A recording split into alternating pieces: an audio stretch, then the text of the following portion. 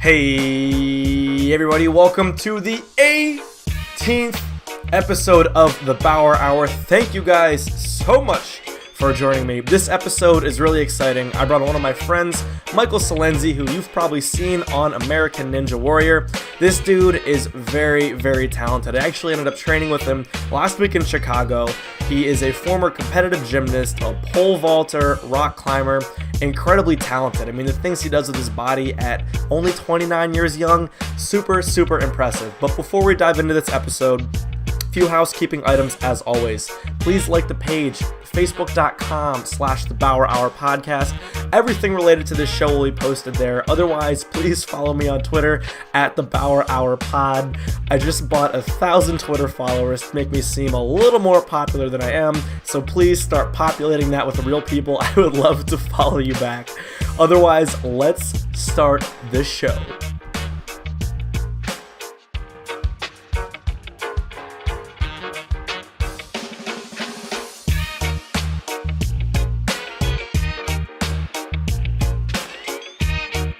Go ahead and get this started.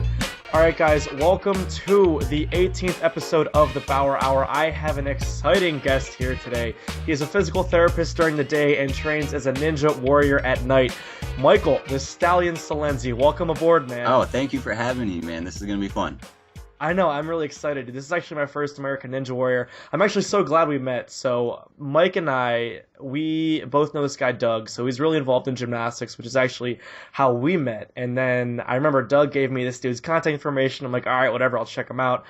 Profile picture is just him on an American Ninja Warrior course and all this sort of badass stuff. So we finally got connected, and it's been a lot of fun. So yeah, we had a good workout. Yeah, dude, and I was actually looking at some of your videos. Just in one of the videos for American Ninja Warrior, we found out that you were a pole vaulter, competitive gymnast, and a rock climber. Yeah. So you've pretty much done the whole 9 yards when it comes to movement. Absolutely. So, yeah, so let's dive into that, man. Where did you start? Let's just say 10 years ago. When did you start all this crazy stuff? Oh, I mean, we'd have to go back to when I was 7. I started, Let's start then. Started jumping off my mom's couch. And she put me in gymnastics class, and since then, I excelled really quick with that, and got very competitive with men's gymnastics, just all around every event. And then I kind of got burnt out by the time I was 14. It was, I was going into high school. I wanted to be a normal kid, and instead of just going to practice every day and just beating up your body. So I quit gymnastics when I was 14, and oh man, that's one of the biggest mistakes. Looking back, I do regret it. But I don't know. I don't know what would have happened if I would have stuck with it. Probably, would have done it in college through NCAA, and just, it's hard looking back and thinking, what if I hadn't quit? But I wanted to be a normal kid. I wanted to do track and football and that kind of stuff. So that's what I did. That's interesting. That's how you actually got into pole vaulting, right? Exactly, yeah. So, I quit gymnastics, and then freshman year in high school, started pole vaulting, made varsity my freshman year, which was awesome. I had fun, just kind of doing the normal thing. And then we moved. We moved schools, and I dropped pole vaulting. That's also one thing that I totally regret and wish I could go back. So we moved, and I was just bummed out, and in a new state, a new high school, and I kind of gave up and just kind of was being a punk, and it wasn't until college when I picked up gymnastics again and totally got back in shape, and just my life has just been on such a positive ride since then. So picked up gymnastics back again in college just for fun, and then got introduced to American Ninja Warrior. I mean, this is what has excelled my movement career so far, is getting involved in Ninja Warrior, which then led me into rock climbing, which is now currently my biggest passion. God, that's awesome. You've done so many things. And yeah, actually, I was actually talking with a friend about American Ninja Warrior, and pretty much the recipe to succeed in those things is having a gymnastics background and rock climbing. Yeah, exactly. So you're doing the exact right thing. Yeah. So at what point did you decide to pursue American Ninja Warrior? I was just in the gymnastics gym working out with some buddies, and I'd never, I'd watched the show a little bit, the Sasuke version, I didn't really know anything about it, and some of my buddies were like, yeah, we're gonna go out to California, and they're having tryouts, and they're like, oh man, you got to do this, you'd be so good. And they're like, you got to submit a video, and then I had like 2 weeks until the deadline, so I slapped together a video. You can still see that video on my YouTube, and literally put it together in 2 training sessions. And luckily, this was season 4, so I got a call back, and they didn't send us to California. I got sent to Dallas, Texas, and just on a whim did good and made it to Vegas that year. I finished the finals course for the Midwest region, and made it to Vegas. Had an amazing time. Mm-hmm. Did not complete stage 1 in Vegas. I went out on the warped wall. I'd actually never tried a warped wall before the tryouts in Texas, and then the warped wall in Vegas is a little bit harder, so I didn't make it up it. And Damn, yeah. so that was season 4. Yeah, that's how I got started, and it's just totally random. My buddies were like, "Oh, you got to try out for this show." I'm like, "Okay, let's do it." That's awesome. And then they flew you out and everything out to Dallas? They didn't. We drove through the night to get to Dallas. We got to Dallas at 8 in the morning, and our check-in was at like 8:30, and we had just driven through the night. It was exhausting, but no. That's funny. Who went with you on this journey? Yeah, it was my gymnastics friend Nate, and this guy I met that was just coming along. I think his name was Paul. Yeah, his name is Paul. And they did not do that great. They didn't make it to the finals, but they had fun, and we just had a great time just carpooling down there. And yeah, man, that's one hell of a journey. And you drove from Illinois? Yeah, it was like 15 hours just straight through the night, and we, until you make it to Vegas, Ninja Warrior doesn't pay for anything, so you're on your own getting to the tryouts and stuff. So that's funny. So how was that city finals? How did that competition compare to Las Vegas? Was that watered down a little bit? Oh, it's gotten harder every year. So season 4, if we took that course from season 4 and looked at it nowadays, I mean, it would be easy. So every year it's evolved so much. It's really cool to see. That's interesting. So the warped wall in Vegas was harder. Were there any other modifications to the course, or was it the same thing? The Vegas course, again, that's gotten harder every year too. But I think it was just not ever practicing a warped wall, and then in the Vegas one they give you a shorter run up. So in the qualifying, I did the warped wall, but you had a long run up, and there was no, the course wasn't timed in the sense that you only had 2 minutes to complete the course. So that makes sense. Yeah, it was it was tough. Unfortunately, the warp wall. So then what happened next? Did you resubmit for another season? Right. So, in my rookie season, made it to Vegas. So then obviously season 5, tried out again, sent in another submission video. Was lucky enough, got accepted again, and made it back to Vegas that season, and tried out in Baltimore, completed the city finals course again, and then in Vegas went out in the jumping spider. Yeah, and actually that was one of the videos I found of yesterday. Yeah. Oh man, what happened there? God, I had it was actually a mental breakdown, and I think that is what I've been working on the most for this upcoming season of the show, is just being able to stay mentally focused, and having a game plan and attacking that. I totally lost focus. So season 5, everybody was falling on the jumping spider. And it was a short run up to the mini tramp. So you only had one step, and then you had to jump. And it's kind of like an optical illusion looking at this curved wall that you're about to jump into and try to catch yourself. So I just, it was a mental error. I jump off mini tramps, my whole life. I was going to say, that's pretty much your life my right there. whole life. And, oh, man. And I just, it got to me. I lost my focus. I missed the center of the mini tramp. And it was just downhill from there, as you saw in the video. Yeah, that was unfortunate, man. Yeah. It really was, especially knowing your background. I mean, that should be second nature. But, I mean, with the heat of the competition, and like you said, so many variables. I mean, did you ever practice a jumping spider before? Well, that was the other thing. Is the only time I had ever done a jumping spider was season 4 in Vegas, where I made the jumping spider. So I had never practiced it since season 4 to season 5, which, back then, a Ninja Warrior training gym was like they just were kind of unheard of.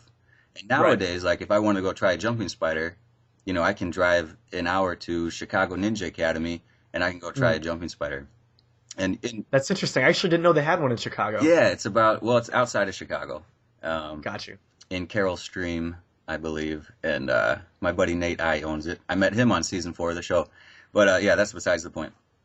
So anyway, yeah, now it's like nowadays I can go try most of these obstacles in local gyms, Mhm. whereas back then, season 4 and 5, it just what was unheard of. Yeah, and that's so interesting. I think we were actually talking about this when I was in Pittsburgh. I there was a Steel City parkour gym, so it's all parkour, and they had this warped wall as well. I'm like, oh God, this is so interesting. Yeah. So the one they had was, I think, was like a little taller than that, so I actually couldn't make it up. But it's kind of becoming a little more mainstream. It has this name brand of American Ninja Warrior, so you can kind of just slap this on here. People just immediately know this is just going to be a good time. Warped wall, jumping spider, trampolines, things like that. So Yeah, you know what? It's such a fun way to work out because Mm. you're getting a workout, you're moving, you're trying these things, and you don't get bored. There's always Right. something. There's always Absolutely something not. challenging, and that's you're not just lifting a weight up and down, which is okay to a certain extent, but it's not Right. my thing.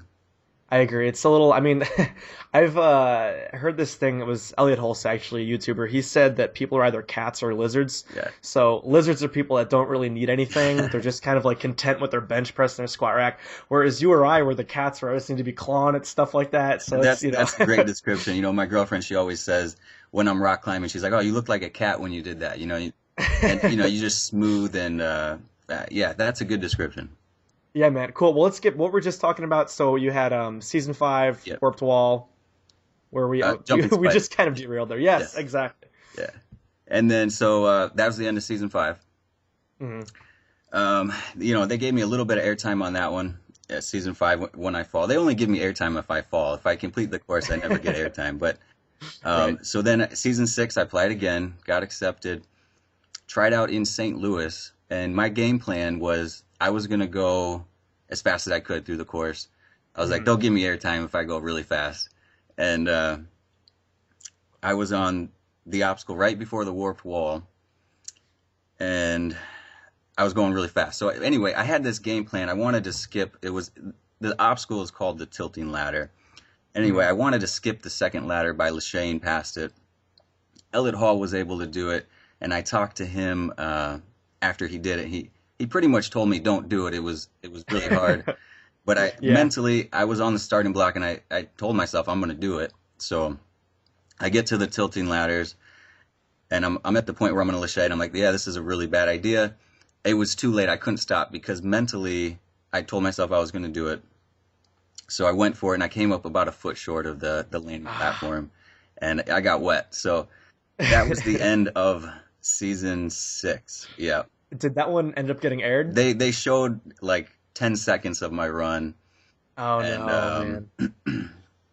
yeah, I forget what Matt Eisman said. Something about it, an ill-advised plan to skip the second ladder, and then they made it look like I face planted on the platform, which I did not, but it was kind of funny. That is pretty funny. If I had made the Lachey, I probably would have had the second fastest time. I think Joe Morawski still probably would have beat me, but I was moving pretty quick.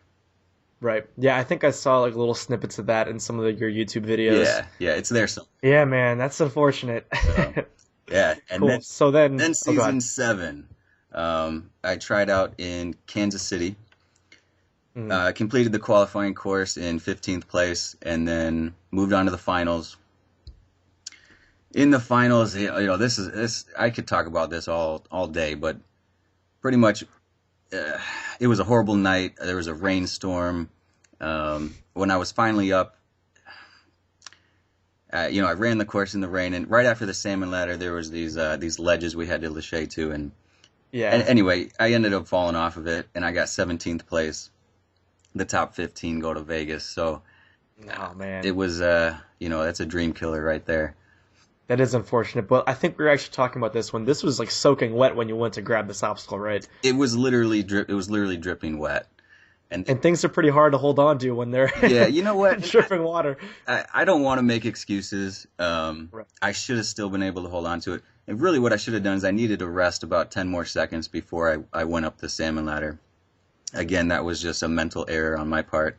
Either way, I should have still been able to hold on to it. Do I feel like I was at a big disadvantage? Yeah, but the thing about Ninja Warrior is, it's a TV show. It's not a professional sport, so as much as I was bummed out about it and wanted to complain about it, at the same time, I'm like, they don't care. The producers don't care. They Exactly. Some guy fell in the water. It's sort of captivating and commercial break. Yeah, exactly. So, yeah. That's interesting, man. So a typical competition day, you've talked a little about your mentality. What kind of things do you prepare for the day before, or even the hour before you're competing? Yeah, that's a really good question. So, nutrition. I've just really gotten into my nutrition and trying to eat right and nourish my body. So, before, like an hour before I'm going to compete, my friends just, they all the ninjas, they just I kind of go into like this chill, mental zoning out. And, a lot of people are running around and they're all crazy, but I'm just like sitting there, just like on my face, you would think I was just sitting in a park somewhere, but mentally I go over exactly what I'm going to do and I visualize it over and over. And that helps me a lot, is just mentally, even like thinking about how everything's going to feel, because you don't get to test the course, so you don't really know what things are going to feel like. So I imagine exactly how everything's going to feel. I imagine my flow. I tell myself, when am I going to rest? When am I going to take a breather? Things like that, and just try to get so mentally ready that anything. You're just an autopilot, yeah. Autopilot. And I think about what things could go wrong and what would I do if this happened. So that's like right before the competition, and then I try to warm up to the point where I maybe break a little sweat. I don't know exactly, but I think it's, if your muscles are warm, you're like 20 or 30% stronger than a cold muscle. So, I try to break a little sweat and get all my muscles warmed up, which is hard on Ninja Warrior, because they'll tell you, you're up in 5, and then they take a break out of nowhere, and then you got to rest for, they take like an hour break, and then, so it's really hard to time that with Ninja Warrior, but yeah. That's true. And actually, another interesting thing that came up the last time we talked, you compete at night, right? Yeah. You're competing at 4 a.m, 5 a.m, things like that. Exactly. Yeah. I've competed, almost when the sun was about to come up. Jesus. So leading up to that, we, myself and a lot of the other ninjas, we try to stay up as late as we can and adjust that. But luckily for me, I am kind of a night person, so it kind of works out. But it's tough when you're doing it 2, 3 in the morning. Yeah, that's tough, man. That is. So actually, I had a question for the visualization stuff. Is that sort of been with you for a while? I mean, the sports you've done, especially gymnastics and pole vaulting, have you always been a visualizer? Yeah, that goes back to my years competing as a gymnast. My coaches would tell me, visualize your pommel horse routine. Visualize. We did a lot of visualization before competitions and just learning new skills. Mentally, your mind tells your body how to move. So if you can visualize exactly what it's going to look like in your mind, it's going to help your body do what your mind tells it to. Like That's interesting. We actually did a lot of that with swimming too. We would be laying on our backs, just eyes closed, and then our swim coach would just clap his hands, and then we just have to act and kind of have a little reaction to that. Yeah. And you're just thinking about standing on the blocks, and you hear this whistle. It just kind of teaches you to jump and kind of teaches you to be, gives you that much more edge, when you're about to dive into the pool. So there's a lot of benefits to visualization. Absolutely. Yeah. Cool, man. So what kind of specialties prepared you best for doing American Ninja Warrior of your movement practices? Well, yeah, obviously gymnastics. But not just that. It also prepared me for the pressure of the competition, which is a huge factor when it comes to Ninja Warrior. If you can't control the anxiety and the pressure of the lights and the cameras and the live audience, it will break you. You have to be able to separate yourself from all of that and just focus on what you have to do. So that definitely, gymnastics helped me with that, because we're competing, in front of an audience. and in front of a lot of other things going on. So they definitely go hand in hand. Absolutely. That's so interesting. I was actually watching some gymnastics too. I was watching the Winter Cup, and these gymnasts just walk around like no one's watching, and I just don't know how they do it. I mean, especially well, you've been on TV, you have all these cameras and people. I mean, is there something you have to tell yourself in order to get over that, or what? Yes. I tell myself that I'm just here to have fun. And oh God, that's awesome. Every time like I get too wrapped up in it and like and get outside of the fact that I'm just trying to have fun is when I mess up. And like, my best performances have been when I just feel like I'm a kid playing in a park, you know. Right. And that was my childhood was playing in parks. Like that's what I did. And just being able to just have fun and separate yourself from, you know, the fact that you could make a really big mistake on national TV, you know. Yeah, I just don't think about that. Yeah, exactly. That's cool, man. So let's take a little bit of a turn. What was the hardest part about the application process of the show? It's all about the video that you make. So learning how to edit video was really important for me. So I've gotten better at it each year, obviously, but that's the hardest part, is just being able to entertain them enough and be able to edit it properly so that whoever's watching your video in the casting department doesn't shut it off. You know, it pretty much, they've even told me, you know, if you don't catch our attention within the first, you know, 15, 20 seconds, you know, you're done. Just forget it. Right. Yeah. And they also incorporate a lot of personalities. Well, I remember back when the show seasons ago, I was really looking into doing something like this, but I was only 20 at the time. Right. And then since then I've just been lazy, but I remember looking into that. Like, they want personality, they want, you know, skill, they want, you know, impact and all that other stuff. So Yeah. I remember watching the video that you just recently made. A lot of personality, man. I mean, these are some funny videos too. And also on Mike's YouTube channel, it's just called The Stallion. I don't know if you can find them there, but they'll come up in the side search, I think. Yeah, I think if you search, you know, my nickname on the show is The Stallion. If you search The Stallion, American Ninja Warrior, something will probably pop up. You know, I'm not one of the really popular ninjas yet. But that'll change after this show, man. You never know. Season 8, I'm going all the way. But exactly. Yeah, or if you just type in, you know, Michael the Stallion or Michael the Stallion Silenzi, obviously then something will pop up. But yeah, you can see all my old submission videos. My submission video for season 8, which is my favorite, will not be on YouTube until after season 8 has aired. So yeah.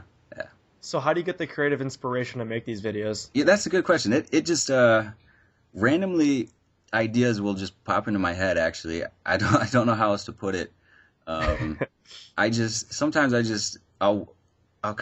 wake up in the morning in that kind of half dream, you know, half awake state, and ideas sometimes just pop into my head, like, oh, that would be funny, you know, and then I'll try to write something down and then make it happen. But yeah, I mean, they're pretty comical from the ones I've seen. You also bring your girlfriend out into this too, so it's just it's a production. Yeah, Michael's flying around on the trampolines on the rings, so it's just cool, and I mean, you've definitely earned these slots here. So thank you, appreciate that.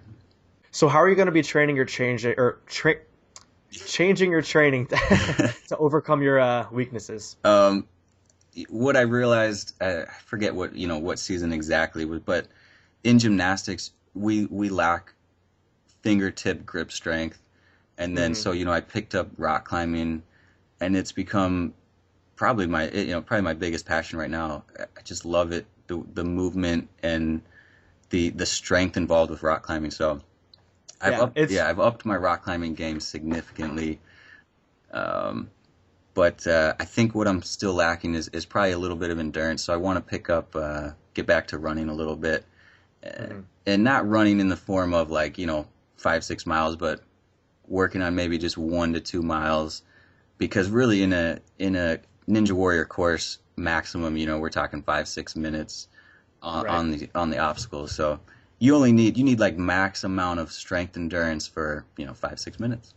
Yeah, I mean, it's not a cardio sport here. It's just, you know, it's in short bursts. It's take your sprint, hit the trampoline, climb. It's definitely interesting. So did you start rock climbing? Was that inspired by American Ninja Warrior? Yeah, absolutely. That's so interesting. So after you saw the show, you're like, okay, well, now I need grip strength, and then you just found this other passion? Yeah, just kind of Oh, that's hanging out with great. ninjas and finding out, this person rock climbs and this and that. And um, my buddy who I met on the show, Andrew Lowe's, who's been very successful with Ninja Warrior, he kind of mainly introduced me to rock climbing. Mm. And then he ended up being my roommate for about a year and a half, and we would just go rock climbing all the time together, and it was just fun. Became such a fun way to work out and challenge yourself that it's my favorite thing to do. That's awesome, man. Definitely interesting. I was just training with Mike last week, and he does this one-arm chin-up on one of these absolutely massive. It's kind of like the shape of a bowling ball. So there is so much of grip strength, so many tendons, biceps. Everything's just working together, and he can do all that stuff. So it's awesome, man. Oh, Rock thank climbing you. is so cool. Yeah. So a few more things. So you, in your videos, you talked about giving back to the community a little bit. So what kind of things are you involved in giving back to the, let's just say, younger children? Yeah. So I work as a physical therapist, and in the front where we kind of keep the coffee and stuff, I have a little display with like a picture of me on the show, and Yeah. people will come in, they'll ask about it, they'll find out I was on the show, and then they bring in their nephews or their brothers or their sisters, and then I'll sign a picture for them, and give them a hug or something. And that's Oh man, really, your celebrity yeah. status. I mean, Yeah. I live in a kind of a small town, so I feel like I'm small town famous. But it's fun just making a kid's eyes light up when he sees that picture of you on the show. When really, Yeah. he's never seen me on the show, but just the fact that he knows I've been on makes me look really cool. So That's exciting. And you also help train these kids as well, correct? You have little seminar yeah, things you do? Or? yeah. Actually, I have one coming up March 12th at the Gymnastics Factory in Grays Lake, Illinois. But yes, Do you guys accept 23-year-old kids? yeah, absolutely. Come out. It is for all ages, but I Oh, have no yeah. idea what the turnout's going to be like. So yeah, we've done some of these seminar things before where we'll set up a bunch of random obstacles, and we'll kind of coach them through how to do it, and I'll maybe give a little demonstration of how I do it, and then have these kids do it, and yeah, we do some That's so stuff. cool, man. You're just inspiring the new kids. I think that's so important because I don't think enough kids get exposed to gymnastics and just movement stuff in general. They're just kind of forced to go play soccer Right. or go play football. And those are awesome sports. They teach you so many things, but you're not really going to master your own body as much as you would Yeah. in some sort of gymnastics or American Ninja Warrior, just kind of playing. You don't even realize that these kids are exercising. They're having fun. Right. And they're just moving around, which is so much better than just sitting around playing video games. So that's incredible. I agree. So just you're kind of giving that kind of back to the community in a sense. Yeah, I love to promote men's gymnastics because it's not many people understand that sport, and people will be like, "Oh, you do the balance beam." And it's like, "No, man, I don't do the balance beam. That's a girls' event." So many people don't understand men's gymnastics and how hard it really is. And for me growing up when I was in junior high, I was the only male gymnast in my whole school. So if kids would just understand that sport better and realize that, yeah, I did gymnastics, and that set the stage for me for every other sport that I wanted to do for the rest of my life. I was able to pick up sports so easily, partially I think because of my gymnastics background. So, even if you don't pursue men's gymnastics seriously, and you just maybe put your kids in it for a couple years or something, it's going to help them for the rest of their lives with whatever sport they want to do, just learning how your body moves. Oh man, I totally agree. I think that's awesome. Yeah. Especially if you can inspire them. I mean, if it's not gymnastics, if it's doing things like this, using trampolines, climbing is big. Yeah. Just tumbling, it's the body awareness you get. Like you said, you can take on pretty much any challenge. So Right. it's awesome, man. I like that you're promoting out there, promoting a healthy lifestyle. I think that's really important too. So Yeah, absolutely. cool, man. So some extended response questions so we can get into our fun game of the episode. Sweet. So what would you have told yourself 5 years ago? Oh, 5 years ago? Yeah, rock climb more. Yeah. Yeah. 5 years ago, I was in grad school for physical therapy, and that consumed my life. So, I had to dedicate my life at that time to mainly school, And then, I was just able to do the gymnastics club, and I hadn't found rock climbing yet.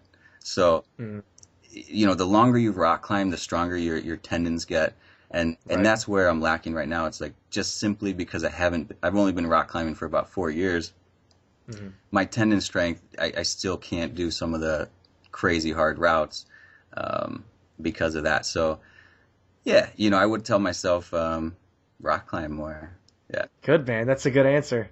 Yeah, I mean, we were talking about that too. It's just, what is it, 7 years for your little finger tendons to finally get to the point where they can... that's what it is, yeah. I mean, I don't know if that's just some arbitrary number, but I mean, it takes a long time to do that sort of stuff, and most people don't have to really use that sort of strength. So unless you're specifically training for rock climbing, you're not going to be able to just bust it out. Exactly. So, Yep.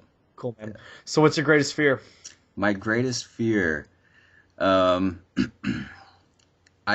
would probably be not that's a good question. My fear is not making a difference with this life I've been given.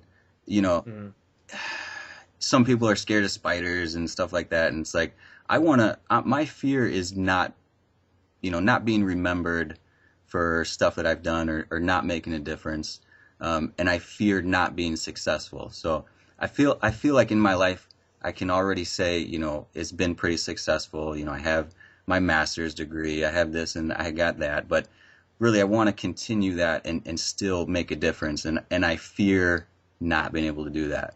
So that's I think you're on the right track, man. That sounds beautiful. So hey, thank you. Inspiring the kids, taking over, dominating mainstream TV. It's gonna happen sooner or later, man. Season 8. Yeah, Ninja Warrior. Exactly. Cool, man. All right, well, we're gonna play this game called the Bauer Hour Hot Seat. It's 10 questions, more or less rapid fire. It doesn't matter. We can get into a discussion about whatever these. So right. Cool. Number 1, hamster-sized horse or horse-sized hamster? Hamster-sized horse. You want a small one? You know what? I think I mixed up what you just said. So, yeah, I could have. I mean, there really is no question. Well, the question reads hamster-sized horse or horse-sized hamster. There's really no other context. So, no, I was visualizing in my head a hamster the size of a horse, and I thought that would be really cool. Yeah. That's the question. Okay. So, yeah. You can either have a really big hamster or a small horse. Yeah, I'll take a big hamster. That's interesting. Why do you? I'm curious because that's not the common answer. Do you have any rationale for that one? Yeah. I just, I guess I'm more of I'm not like, I think I put this in the perspective of like having a little dog or having a big dog. I'm more of a big dog type of person. So gotcha. Yeah. Cool, man. That's a good segue to number 2. What is your spirit animal? Oh, my first thought was a monkey. My second thought when you asked that you question, kind of are a monkey, though. That's the thing. It's hard to. It's not your spirit animal now. I don't know. Some sort of something that flies. My dream has always been to fly, so I always wanted to be like a bird and just soar through the sky. So cool, man. Yeah. So, what is your spirit kitchen appliance? This is getting crazy right now. I know, man. It gets a little less weird, but kitchen appliance. Yes. If you were a kitchen appliance, what would you be? I don't know, man. I guess, my girlfriend does the cooking, so I try to stay out of the kitchen. Yeah. No, I don't know, man. Appliance? It's a blender. tough one. I'd be a blender. It's a good one. That is a good one. I didn't ask why, so you could have pretty much said whatever you wanted to.